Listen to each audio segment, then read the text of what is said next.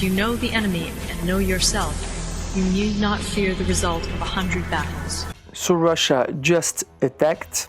He's taken a bit of a hit, but he's force marching now to Stalingrad so that he can take out this airfield. Then these tactical bombers are going to turn into a convoy and they're gonna be gone very fast. He's gonna take 35 minutes, and if I see here, he needs 1 minute to go to Stalingrad. He needs 30 minutes to refuel, so he's not gonna make it back. This was the first and the last attack from these bombers. Everything here is going fine. The armored car here of Michigan is down to 6 hit points and is going to attack my infantry here, which has 72 hit points and it deals 20 damage. So this armored car will be gone instantly. I split off my artillery because I don't want my artillery to take any damage. Let's go and see what is happening on the Caucasus front. I called out in a newspaper that gold was used, and then magically here in Baklavo an airbase is popping up. Why? Because Russia realized he's gonna lose his planes. He's done refueling any moment now, so he's gonna come back to attack. But in 4 minutes and 30 seconds the air factory is going to be taken out and the planes are gonna turn into convoy.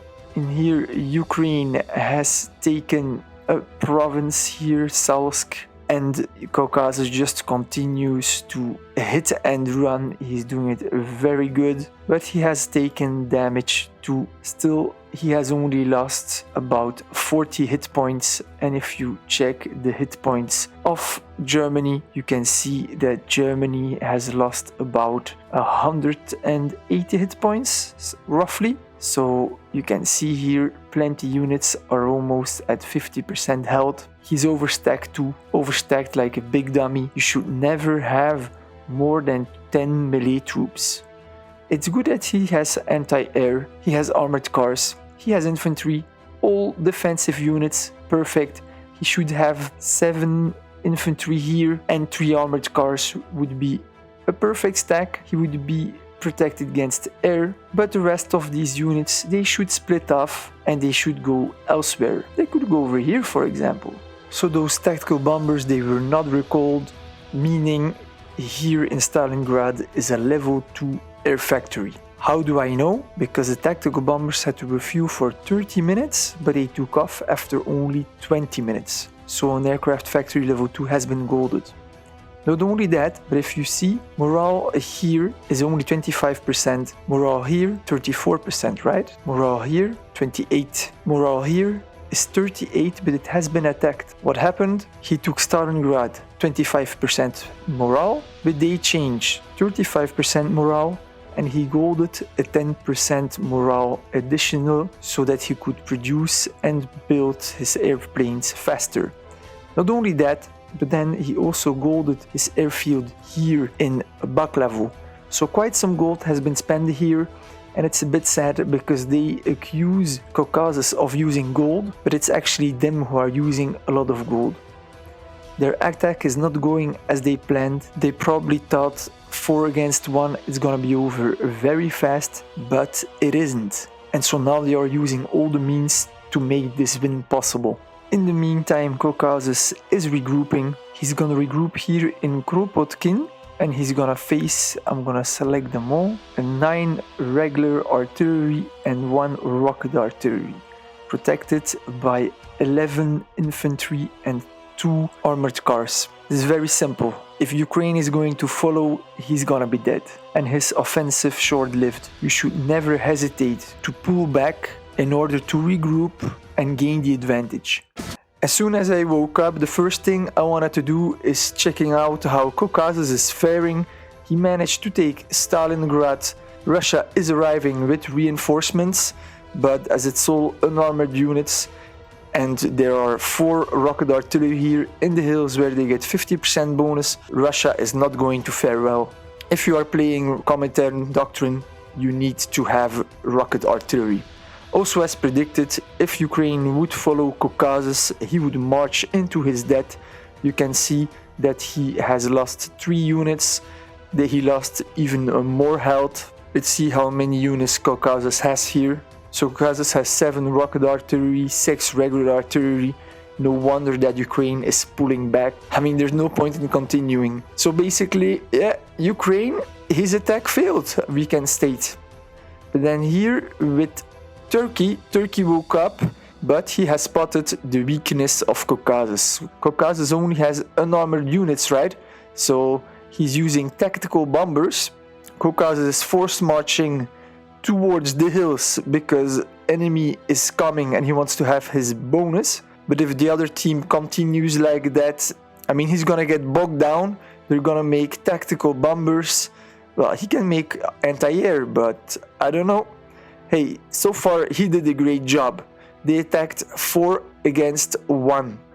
Communist Russia abandoned the fight and retreated. The Russian Empire has lost a lot of units. Ukraine has been halted, although he had a lot of units and has lost a lot of hit points. And then we have Turkey, who has done little, but I think he's just gonna get started right now. Communist Russia has made good advance in Finland. We can say that Finland is done for, he has only 2 cities left. France still hasn't been conquered, even though they are playing with 3 players against it, so it seems they're not that active. And then for me, it is going way too slow, but then again, artillery are slow in forests and you're in enemy territory. I have researched infantry level 2, so it's time to upgrade those. I'm gonna select all my units, upgrade. I hope I'm gonna have the resources, but it's looking like it. Confirm. I'm not gonna upgrade those yet. I wanna take out Michigan and the resources that come with it. I mean, rare resources, goods, metal, that's all stuff I need. Caucasus is still doing fine. Ukraine here is pulling back, but we have unknown quantity here of Communist Russia moving in. Same in Penza, here in this province over here somewhere, there are also some unknown Communist Russian troops. But Caucasus moved out, so this line of sight is gone. I can't see units anymore. But so, Communist Russia is joining the fight again. We have the Russian Empire that is force marching in. He wants to take the province here as fast as possible, because then here Caucasus will only march at 50%. So he's been smart. The province is still his, so what is he doing? He's force marching out. As long as he doesn't reset the march, his units are gonna keep moving at 100%. But so if Russian Empire takes the province, it's his province, he can move at 100%. But also Caucasus has set his march when it was in friendly territory, so both will march at 100% speed, even though Caucasus will not be in his own territory anymore.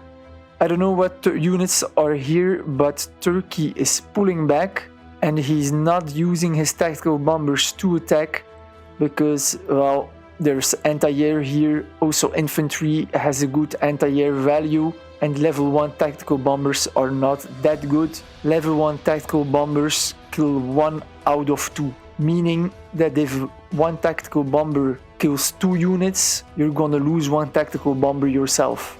If you upgrade your tactical bomber to level 2, you're gonna lose 1 out of 3. So for every 3 units you kill, you will lose 1. You will not necessarily lose the tactical bomber, but I'm talking in terms of manpower.